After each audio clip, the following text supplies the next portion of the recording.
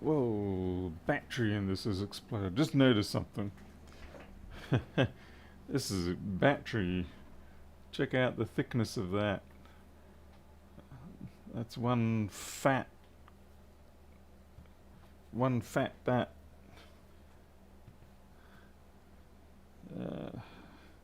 Shut this down. That could explain a few things.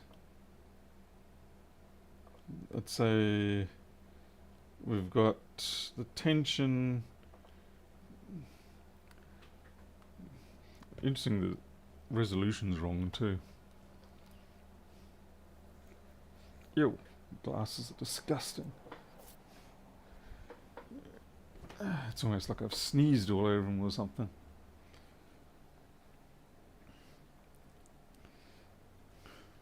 Yeah, they're not going to be happy about the fact that the battery's all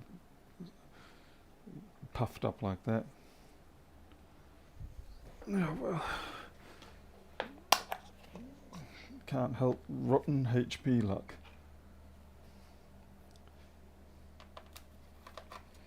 I always wonder what the metal is that they use for these screws. It's a very weird sort of alloy. And of course I hate the fact that HP does this, where they stick the screws under the strips. Come on.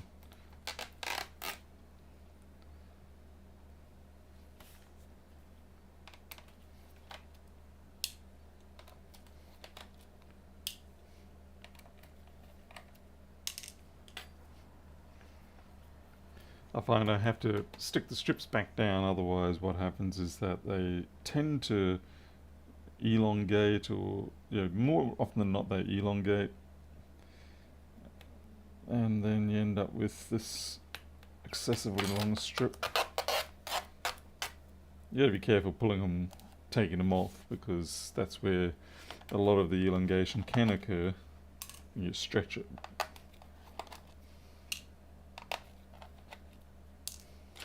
Okay. Hey, Greg, Christian, the other Greg. Alrighty.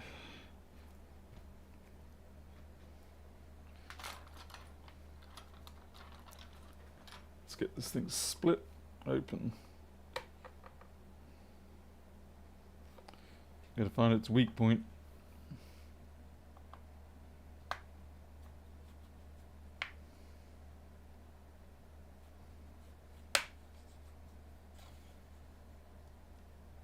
Come on. Got a little bit on that side. Okay.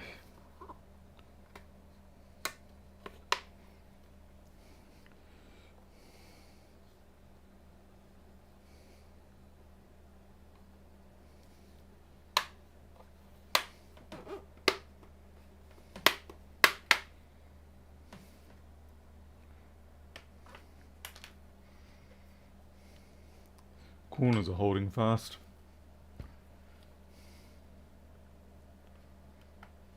Gotcha.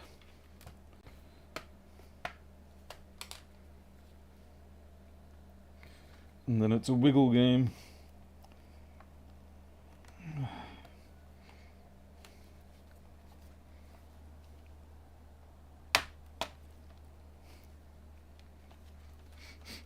can smell something going on.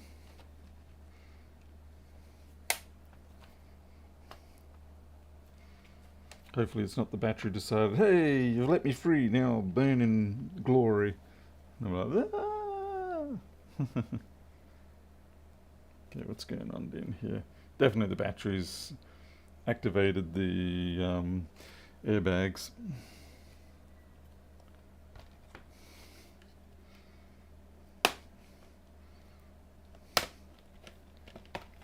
There we go, come on.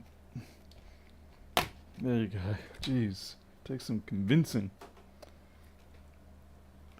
Yeah, very...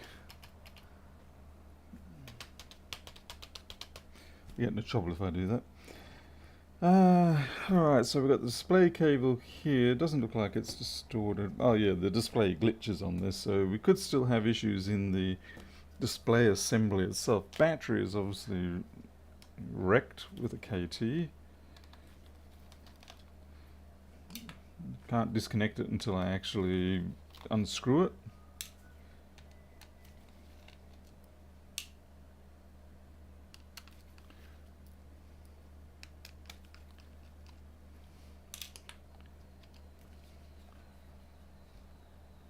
There's some chunky buns there, ripe and ready.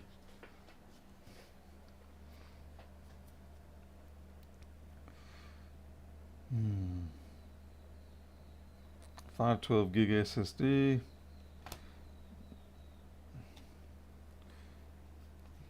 Well, the connector's in there pretty good, so I'd be very surprised if it's this end. I have a feeling it might be the display end, which is going to suck. I'll inspect the electronics just here.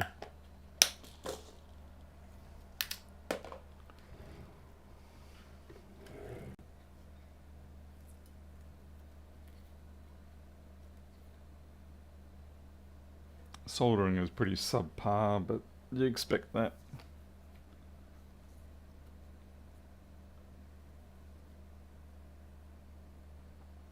We'll just do a test for make sure all those pins are connected.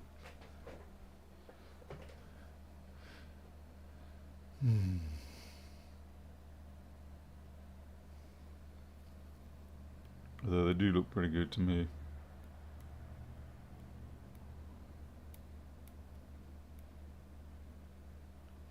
I'm going to say the issue is in the display itself. It's either the display has been physically damaged by the buckling from the battery. So if it's sitting in the case and someone applies pressure to the case, then the screen has to conform with the buckling. So I'm not really seeing any issues here on this connector.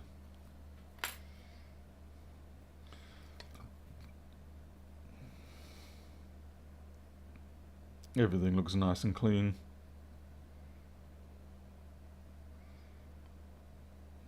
So this is why PCs though are a bit of a pain in the backside to work on, or I should, because of their already marginal repair worth, you then run into this situation where we're trying to fix a screen fault and now we've suddenly got a battery issue as well, and like that battery is going to be what, $80 or something like that, and the customer's going to go, don't worry about it, and you're like, you know, I could, yeah. Okay, so now we're going to have to split the display, and I have a horrible feeling that this display actually uses two-sided tape. I've noticed I've been washing the display though. So that's something to note. Now, I've got to work out whether this is a pivot out or push in bezel before I break too many of the clips.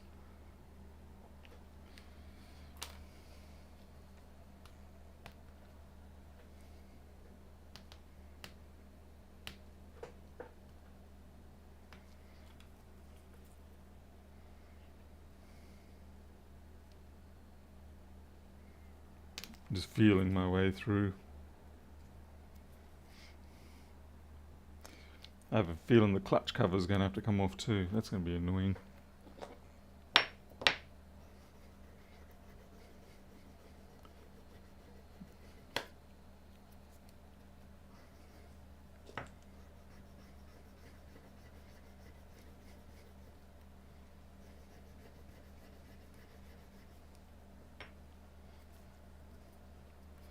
Yeah, that's what I'm worried about. There's going to be really short strips in here or something. Yeah, that's adhesive, I've just felt.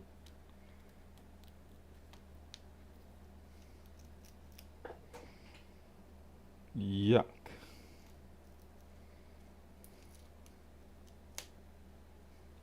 So there's clips and adhesive, because why not?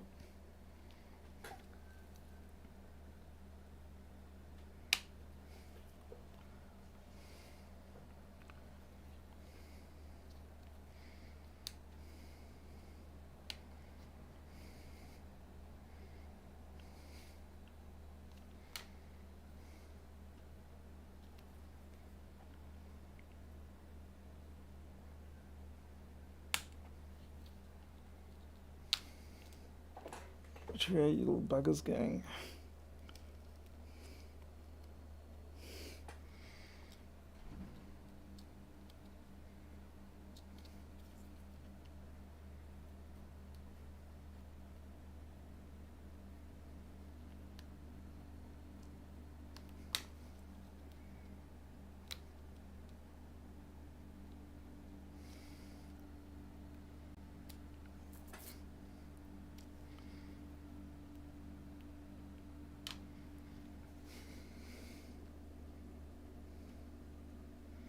Pretty sure they should be the inward roll ones. Like I said, the adhesive complicates things because you've got to fight against that. Yeah, there we go. It's the inward roll.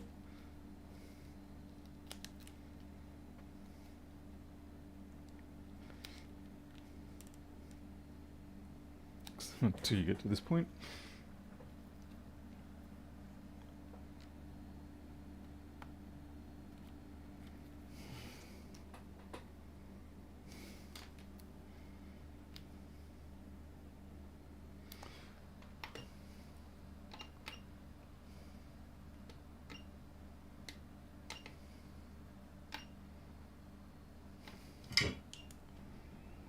This is only 100 Celsius, it's nothing severe.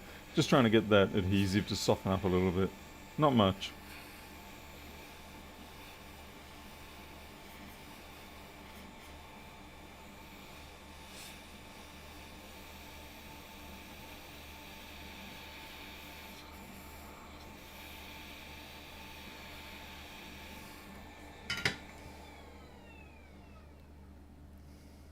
Ah, come on, you mung bean.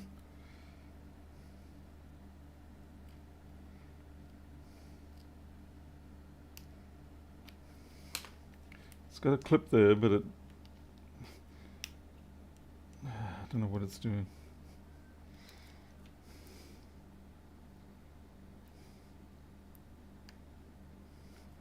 You know, you force it, it's going to snap.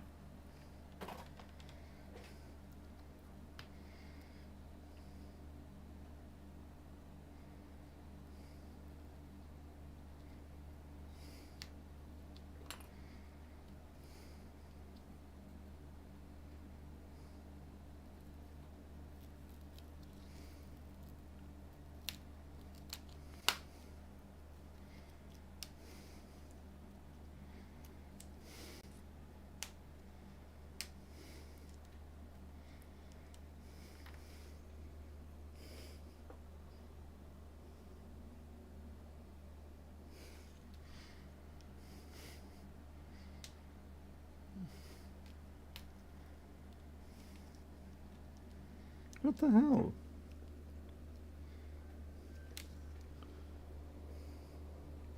Trying to see what's on the other side, because I'm pretty sure it'll be a mirror.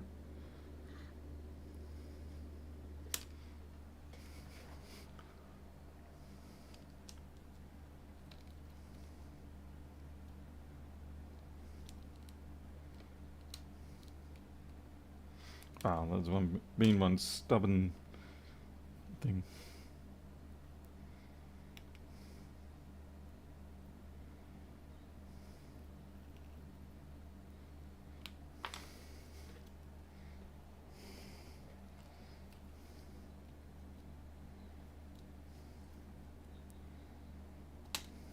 Finally.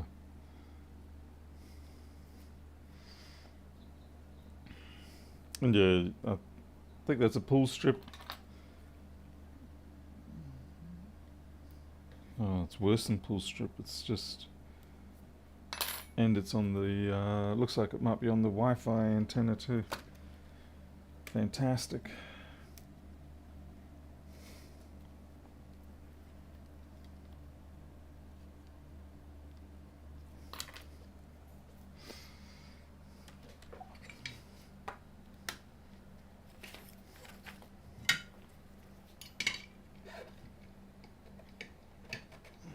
Come on, you stupid nozzles. Ah, stupid nozzles. I hate the fact that you got to be so aggressive to get the nozzles off these things, because it means that you probably get damaging the heater elements. You know, they just get rattled around pretty severe. Maybe it's part of planned wear down.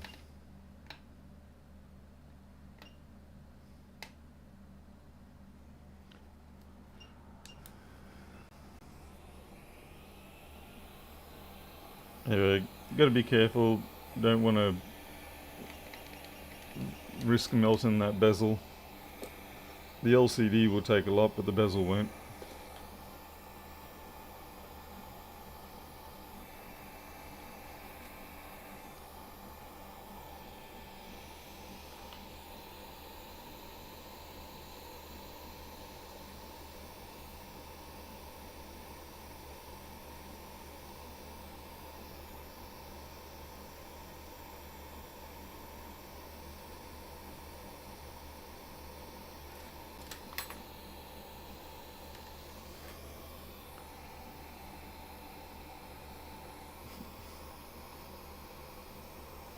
Yeah, you're right about the cussing, Greg.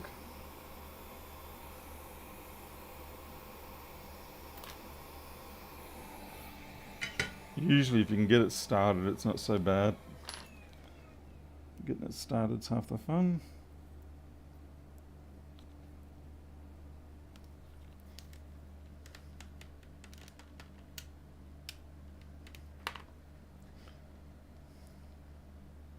Aha.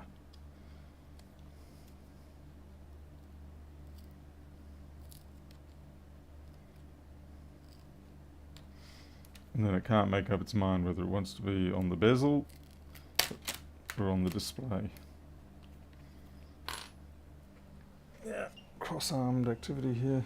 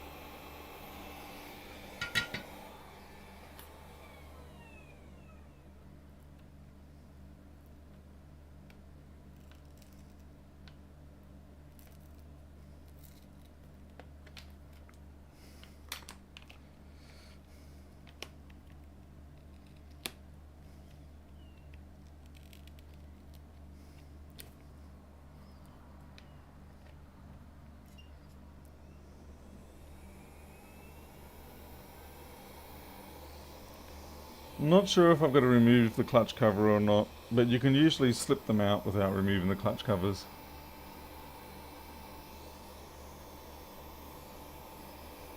Typically there's just a couple of little protrusion clips sitting under the clutch cover.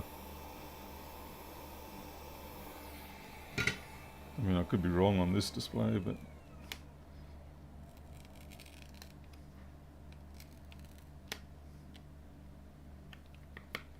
I hope I'm not.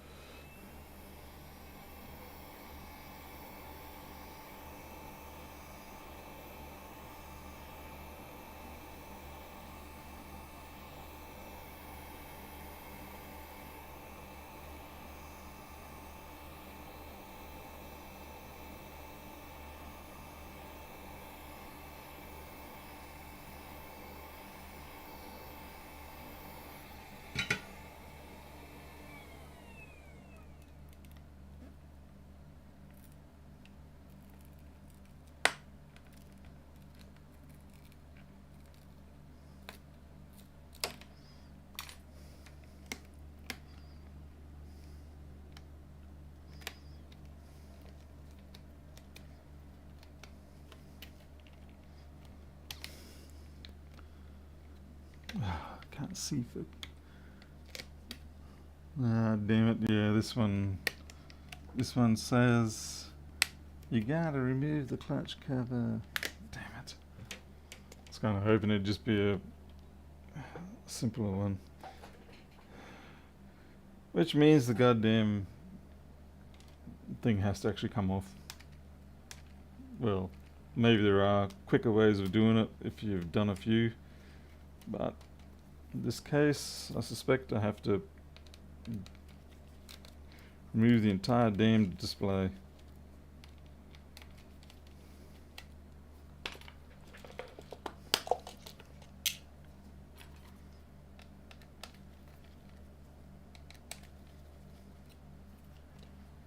Oh man, if they put a screw under here, I'm gonna guess that I've got to take the Wi-Fi. Seriously, this is the kind of crap that I hate with PCs. It's like a lot of the design is always an afterthought. They're kind of like someone builds the chassis and then someone throws a mainboard on, then someone goes, oh, we needed to put the Wi-Fi card there. Oh, that's okay. Let's just stick it over the hinge assembly. Why not?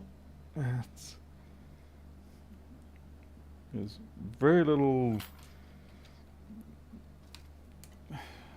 full system thought. It's everything's just like, well, Jeff's in the way of where I want to go, so I'm just going to build over the top of Jeff.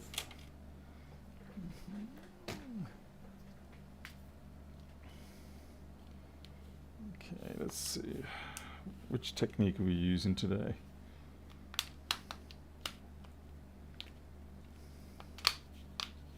Looks like it's a crush and lift. Sounds like a Russian lift. Oh. Must be that Russian female weightlifter, anabolic steroids.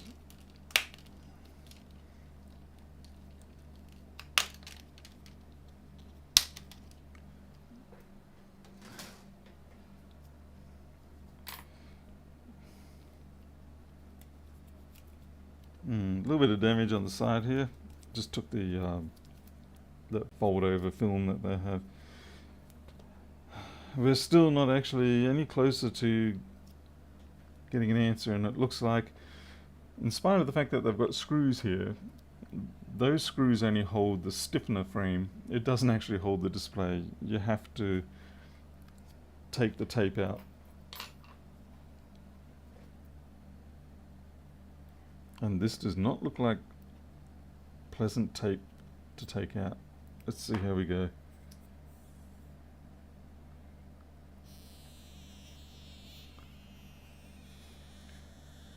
Oh man. It's like pulling out a Gordian worm from a grasshopper.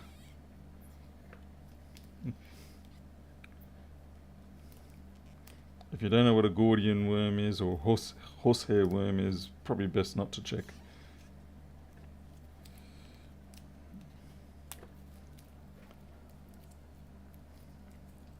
Wouldn't be so bad if you could just get nice replacements for that. Instead, I'm going to have to use Tessa tape, and that's probably not the best solution for this, but it's pretty much the only solution I've got available.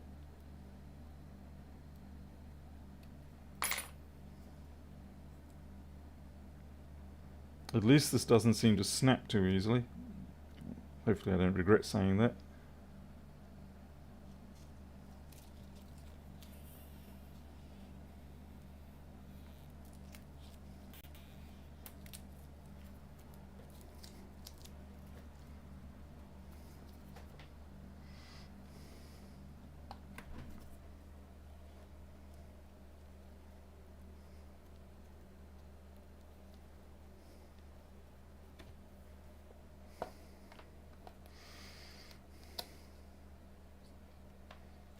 Oh great, now we've got an integrated camera assembly. When will it end?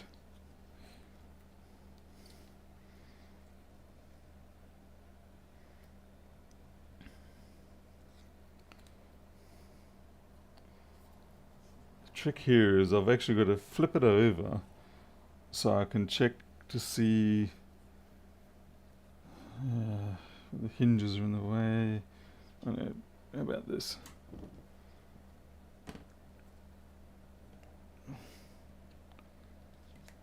Everything is backwards.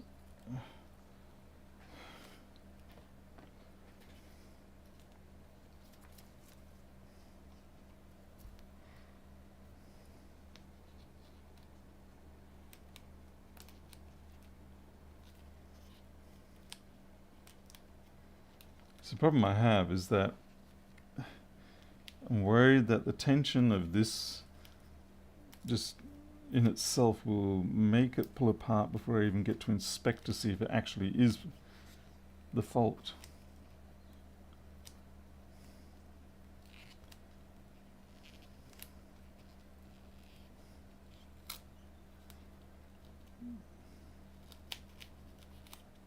That actually looks pretty good. Maybe this back corner might be drifted out. Can't tell.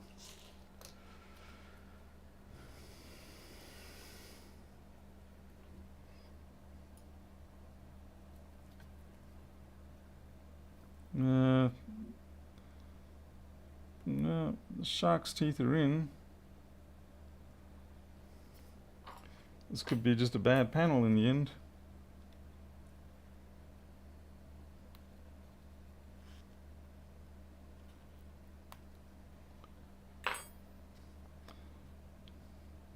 It is kind of weird that there is no locking clip. I mean, okay, you've got the notches, but normally you have a... I suppose they're relying on the tape. You know, save a few cents, rely on the tape.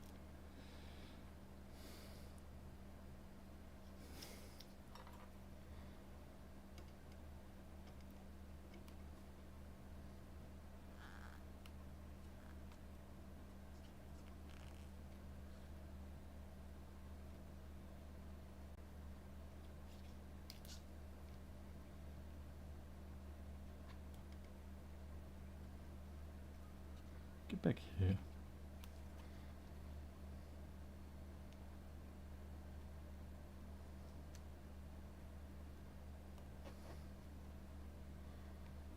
Ow. Stab myself, that's always very effective. I mean, that's locked in pretty solid. So at this point, I would go for the fact that the panel itself has become faulty. There's really no play. I wonder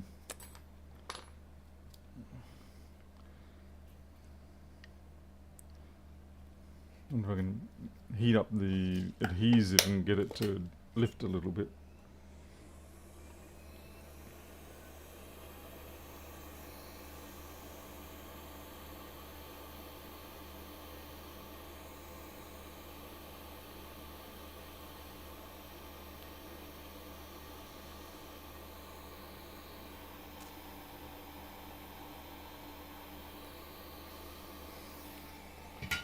Yeah, Christian, that's actually pretty possible. It's well worth considering addressing that. Question is, where are you going to get a cable like this from in a hurry? Ach, niemand.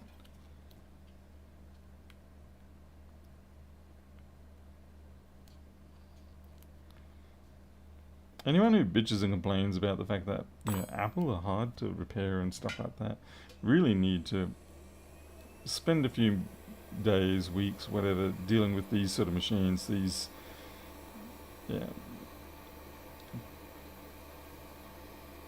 amount of glue, adhesive, tape, all that sort of stuff that they use, it's just ridiculous. So really, did it...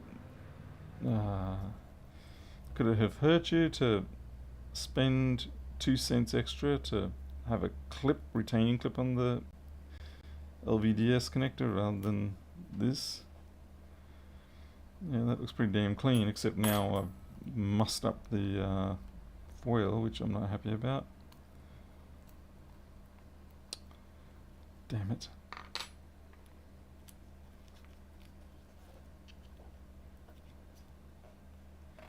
Nothing's been pulled out there. Doesn't look frayed.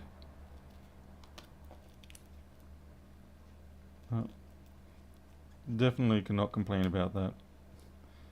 I mean, I don't like the way that they're locking it in, but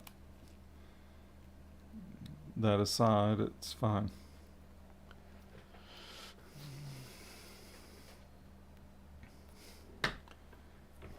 Oh, the backlight's fine.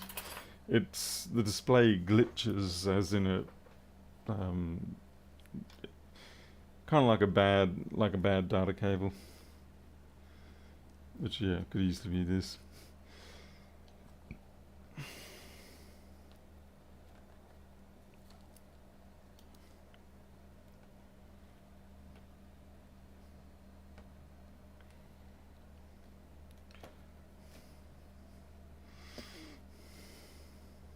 No, I'll give it a boot.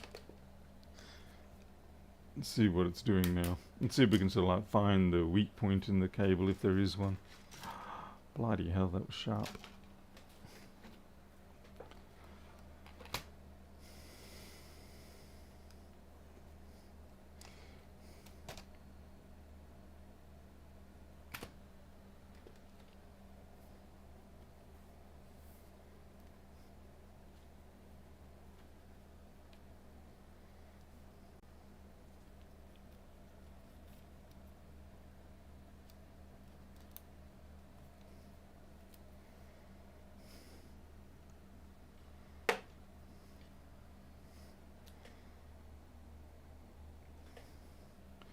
Let's get the power brick.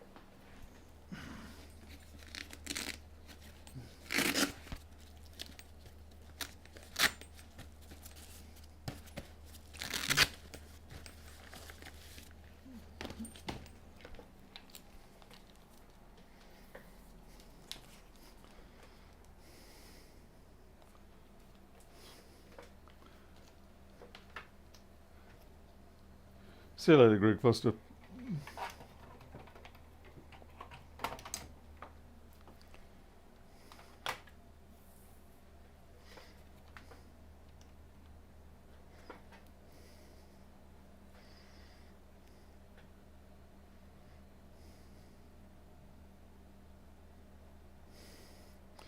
Hopefully it doesn't require the battery.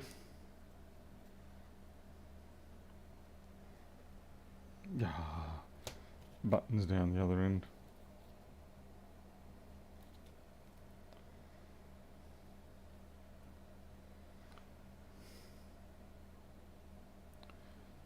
Fairly sure I saw it energize.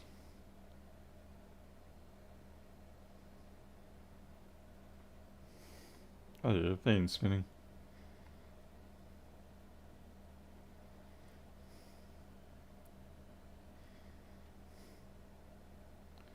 Fans. Oh, okay, yeah, we got display there.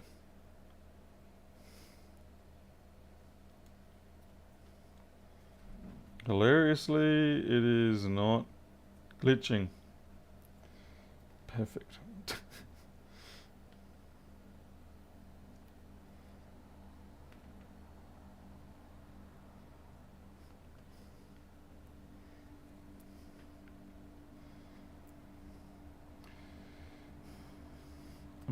Actually, I just realized I'm a little bit of an idiot here. I remember back with, I think it was Windows 10 when it first came out, there were some machines where there was a driver issue on, and subsequently it would do this sort of mode changing behavior. Because that is not glitching at all. Oh wait, you see that? I don't know if you can. See how it's got the margin there? I don't believe that was there at the start.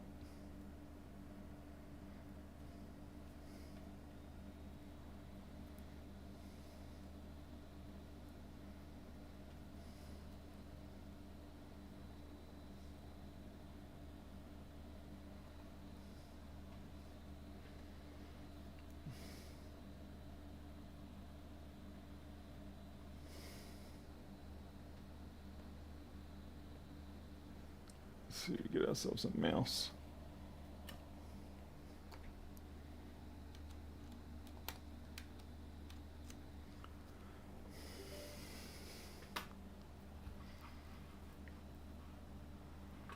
Now the mouse definitely, like the pointer of the mouse is hitting where the margins are. So it's not an image limitation, so to speak.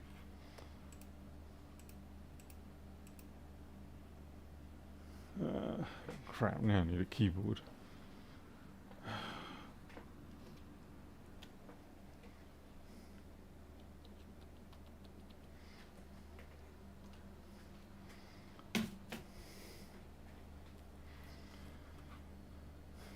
You probably can't see it, but it's in Windows now.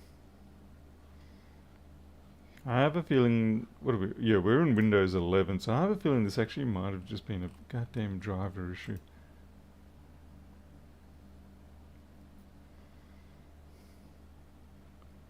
Let's see. System, display. What the hell? Trend antivirus? That's sick and wrong. Okay, yeah, it's listing the display as 1680 1050, which is clearly wrong. That should be 1920 1080. Keep changes.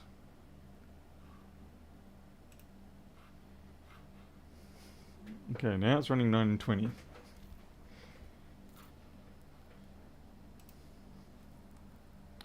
The magnification was set at 125%.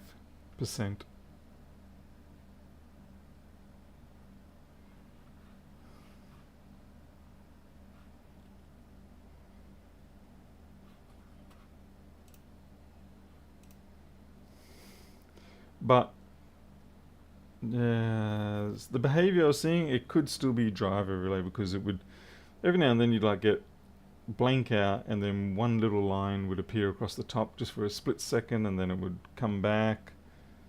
So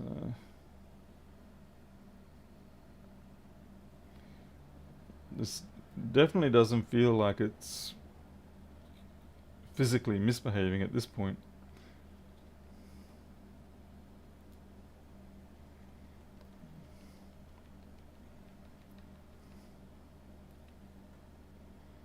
Yep, not on the twist, nothing.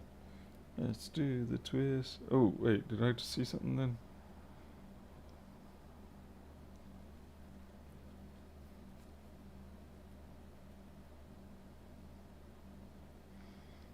The really nasty, unfortunately nasty LCDs. As soon as you bank down more than a couple of degrees, the colouring just goes all wrong. So they're obviously not IPS type displays. Yeah, yeah, I may have kind of overshot here with expectations of what it was.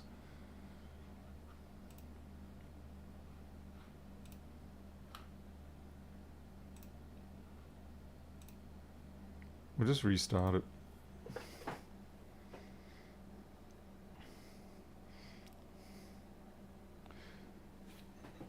I mean, it could still come back to being something amiss with this battery. The downside is now I've got to bond the screen back in.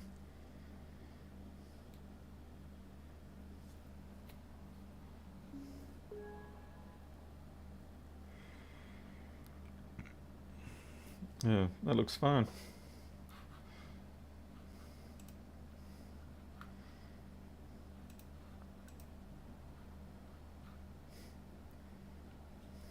I'm just gonna give it some rough handling. Why won't you wake? No, anyway. I'm being constrained with my rough handling. It's more a case of just trying to... Yeah, it's definitely not misbehaving there. Alright.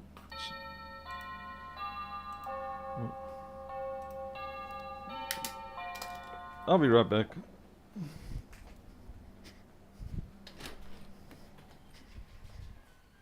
Oh, good. I'm assuming you heard the doorbell? Yeah.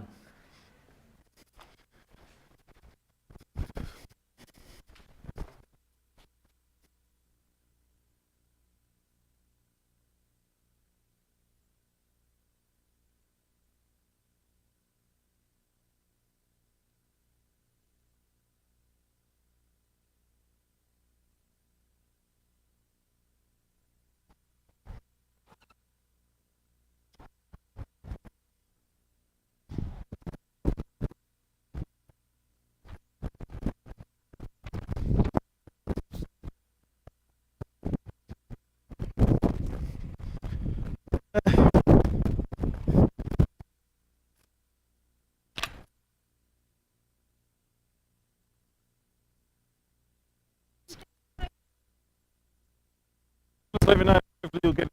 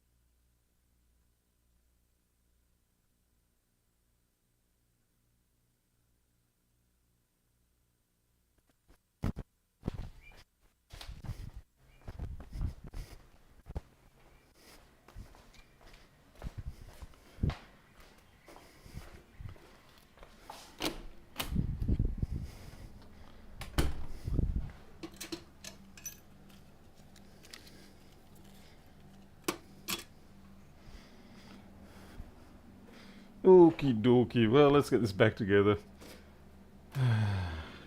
Or at least the screen back on, because clearly I've got to replace that. That cannot go back into it. Hey there, Paul Hal. Yes, I'm thinking it's potentially the pressure of the thing, though. It's a little weird, but yeah, everything's a bit weird. So I've got to get some Tessa tape, bond down that screen. Because unfortunately I do not have sufficiently long strips for this. So we've got this stuff here.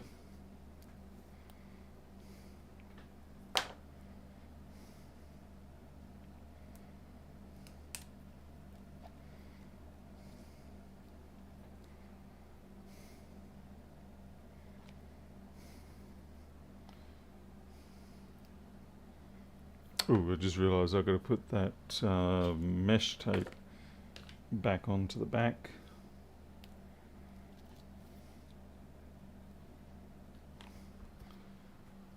Where the hell did I put that mesh tape?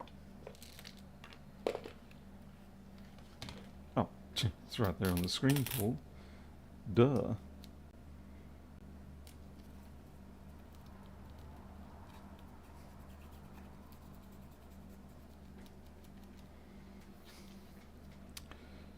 That could easily have been a case of me just walking around the workshop cursing and swearing for a few minutes when the tape was right there. Okay.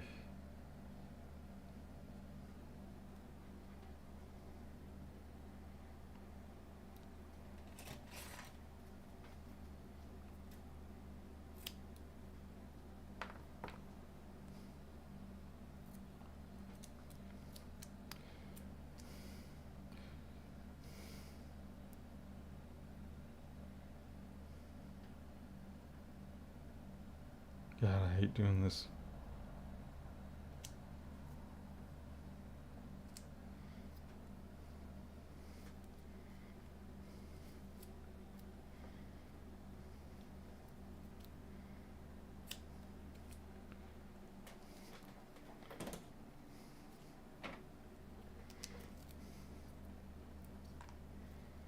If anyone knows a good source for suitable replacement pull tape, let me know. I haven't really found many myself.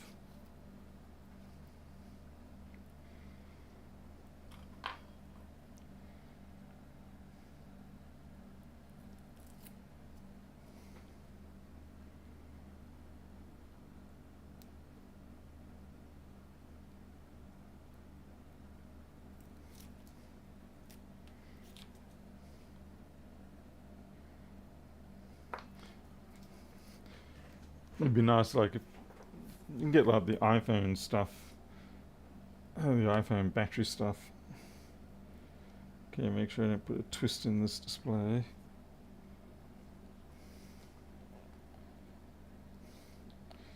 Don't really want to play Let's Do the Twist, because it goes like this.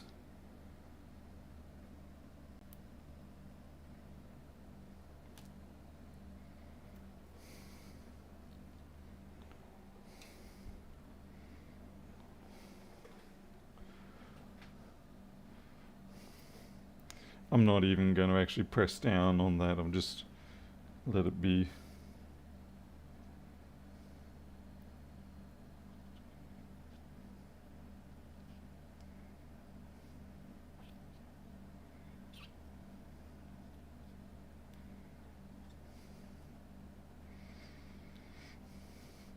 Can't remember where that Wi-Fi cable was supposed to come out.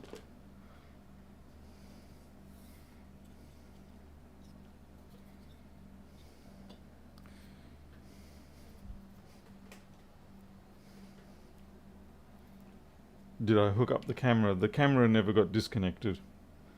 It's up here. I just pivoted around it.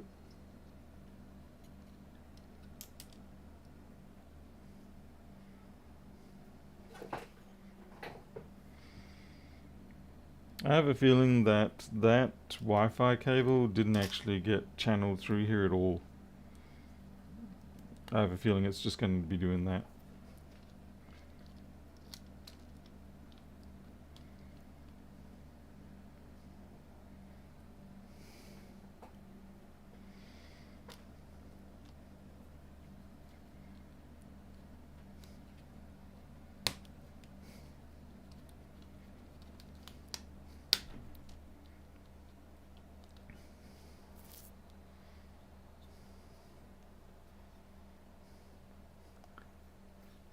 Oh, Pedro's got the spanner control.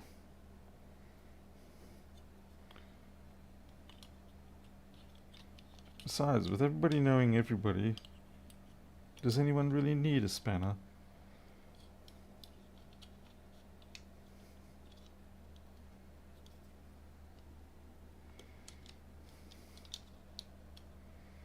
Is a spanner just now a pointless construct?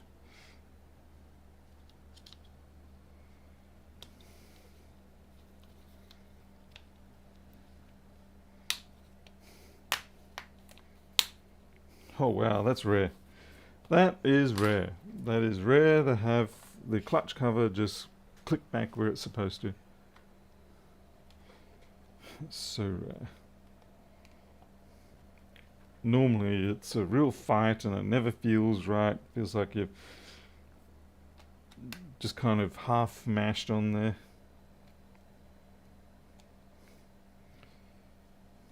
Let's see. Okay, they go under the hinge.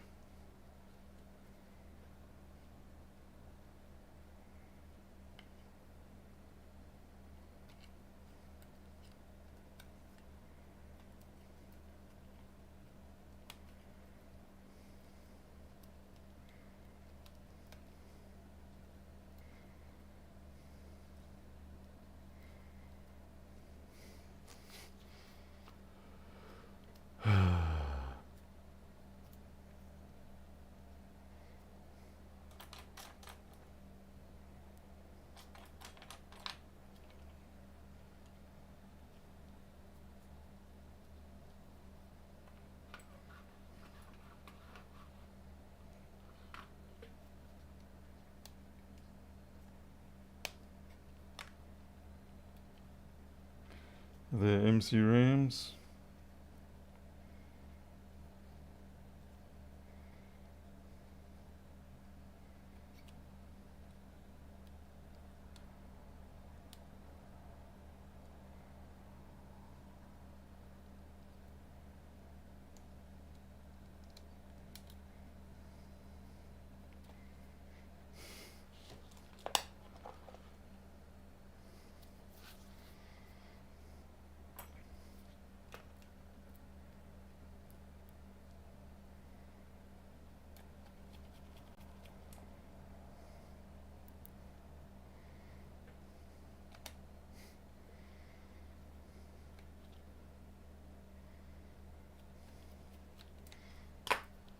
Naturally, I can't remember which ones were the.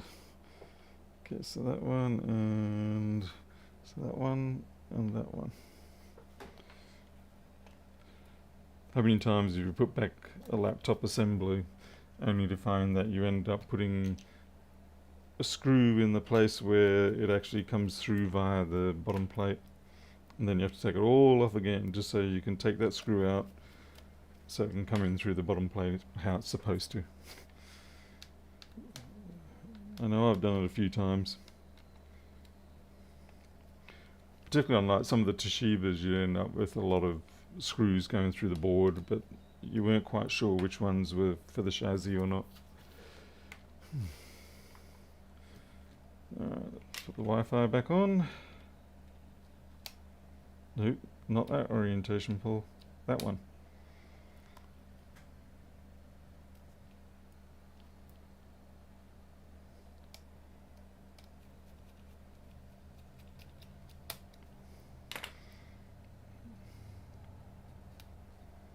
Okay.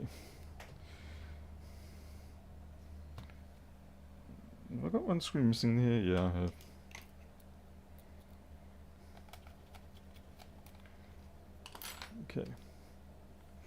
It's going to be hilarious if we put this back together and it glitches. I haven't pushed the bezel down yet.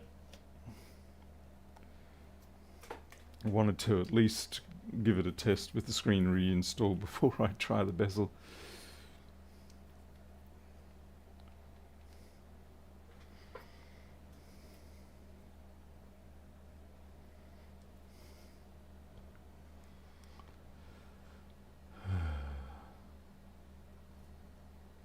Pedro, you should have. Or are you just saying that to hide your responsibilities? Okay, Pedro, I'm going to remove you as a moderator. Moderator. Add as a moderator. Managing moderator. Oh, okay, maybe you can't. Damn it, I thought you did.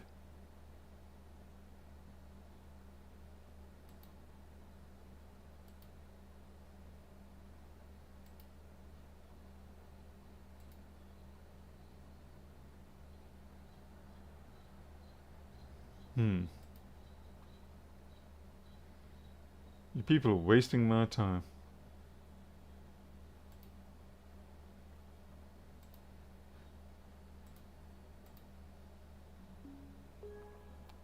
I'll be back in a second with... Got to focus on the laptop.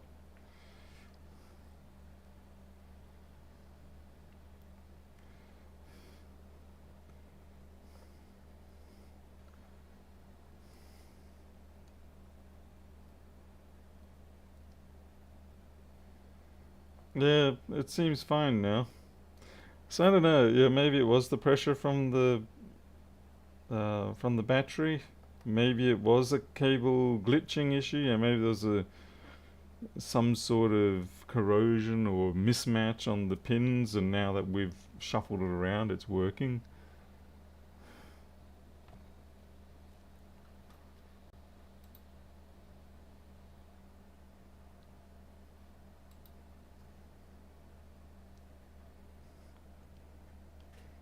I don't know. But it's definitely not behaving how it was before when I started. It's one of the... definitely an issue I've got to work on when I'm doing videos is to demonstrate the fault first. I have this bad habit of just assuming the fault, jumping in on live stream or whatever, and proceeding to fix the fault, the assumed fault. But a lot of that comes from the fact that, like, if you deal with things like A1990s, A2141s and things like that, you don't want to actually power cycle that thing any more than you absolutely have to. So as a consequence, you don't power cycle it. You just take the board out, work on it, look for the fault. Anyway, this, like I said, it does seem to be behaving. I'm just going to get my Ubuntu boot stick. Yeah, it's very strange that it was running a dud resolution. They might have plugged it into an external screen, I would say. But then it's strange that it didn't actually revert back to the proper resolution. Let's see, what have we got? F9, I think, for the boot to another F9.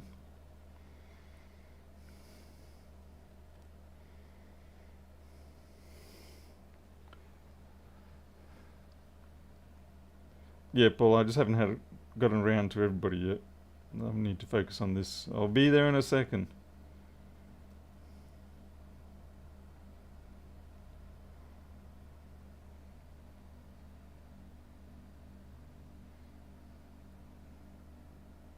Ah, here we go. Enter to reboot the system.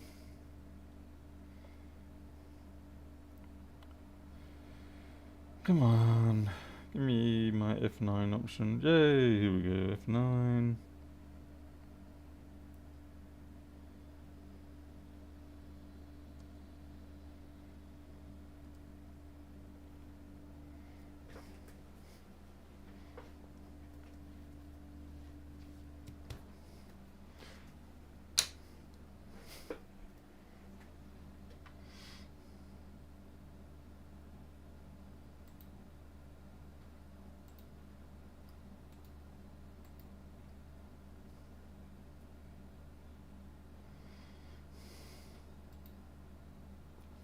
Oh, Greg, yeah, that's true. That can happen. Yeah, people decide, well, let's knock it down to 1280 by 720 or something like that.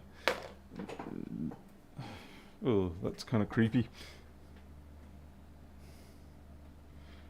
The viewing angle. Wow, jeez. The viewing angle on this display is absolutely atrocious.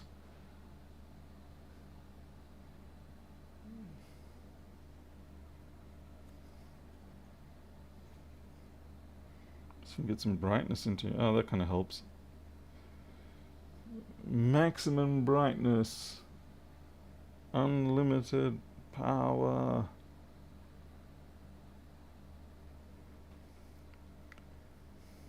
Well, Debian's sort of, Debian, whatever you want to call it, they've sort of relegated to being the stable kind of distro, and then everybody builds on top of their stabilized things. Although Ubuntu's getting to the point where they're sort of like, you know what, Debian, it's nice knowing you, but we're off on our own now. Personally, I am a bigger fan of the apt package system than I am of the RPM system, but that's probably historical prejudice aspects there. Oh yeah, I don't like what they did with this particular release. I mean, really sticking the networking in under this sort of icon cluster here, it's like they need to do better with their user interface people. They just there we go. Network is good.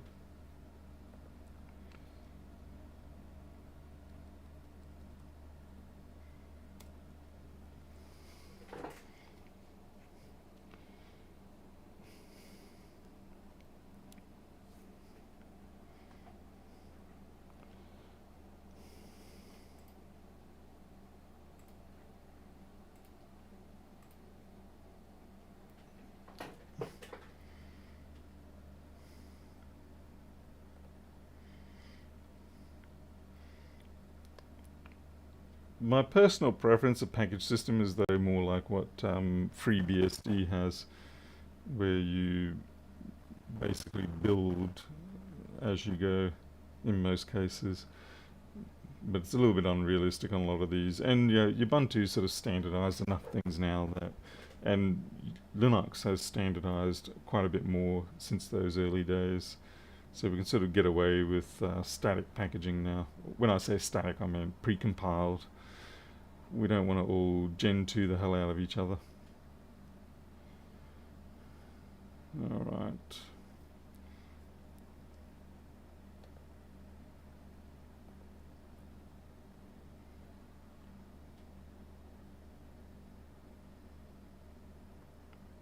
Oh, picked up the date, so that's good.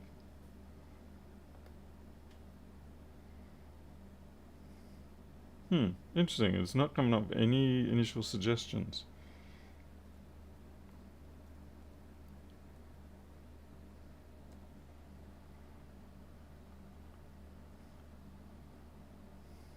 Yeah, Q's, the reason being is because I've got less than 1,000 subs or whatever. I don't have that facility unlocked yet. Remember, this is a new channel again.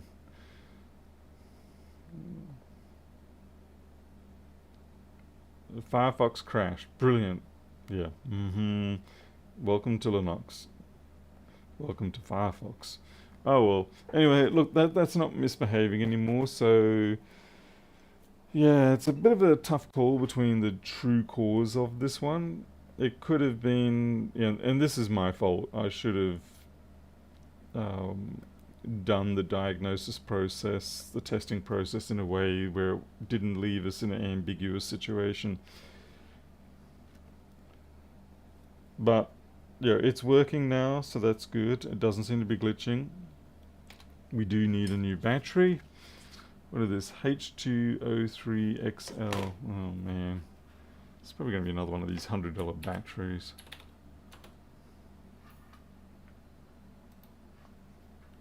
Let's see. What is it? HTO3XL.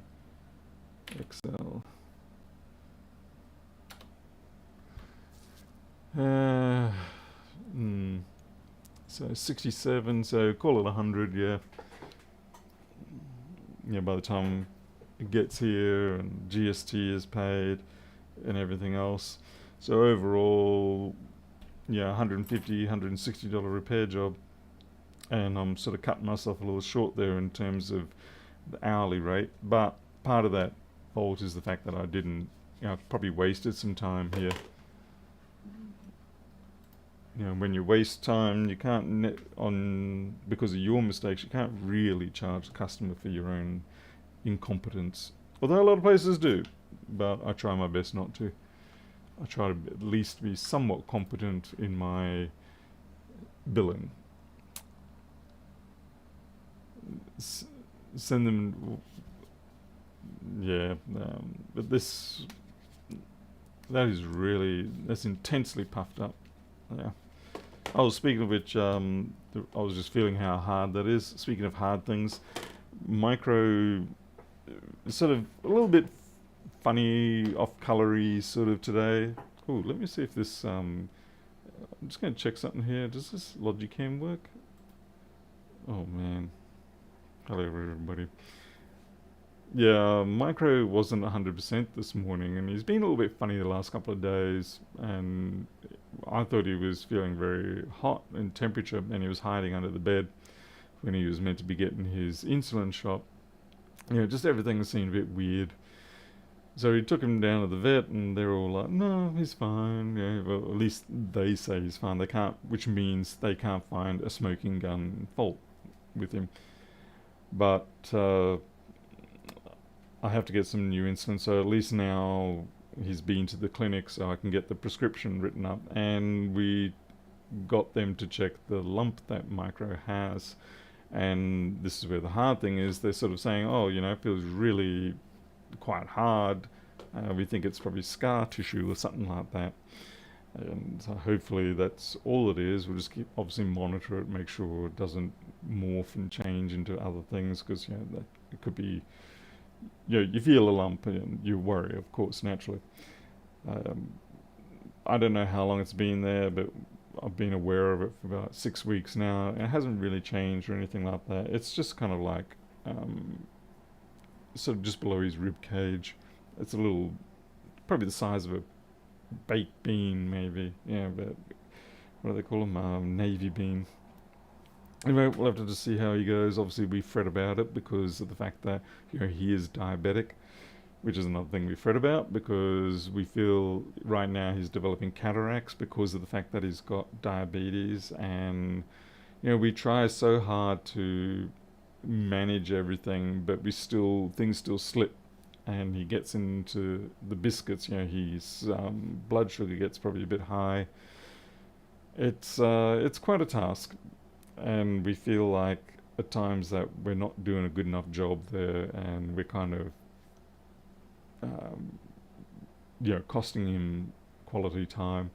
And of course, I've still got so much yard work to do. I've got to change the fencing around and all that, and it's just never ending. But of course, there's always the money issue, because you've got I've got to spend $1,000 on rollers for the colorbond fence, so that I can then block off access of the wildling cats. There's 4 wildling cats, 3 gingers and a tabby. They're all together, and they sleep in our house roof at the moment. But they're the ones I'm building the cat house for.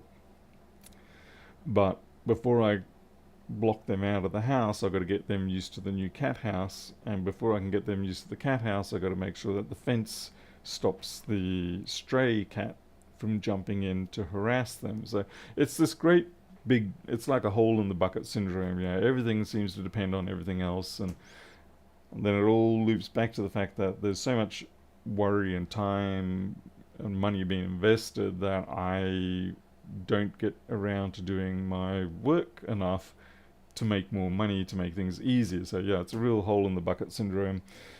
We're creeping forward, but it's slow going. Yeah, it really is. Certain types of diabetes is just nasty. Lost a friend to it back in the day. That's not good. No.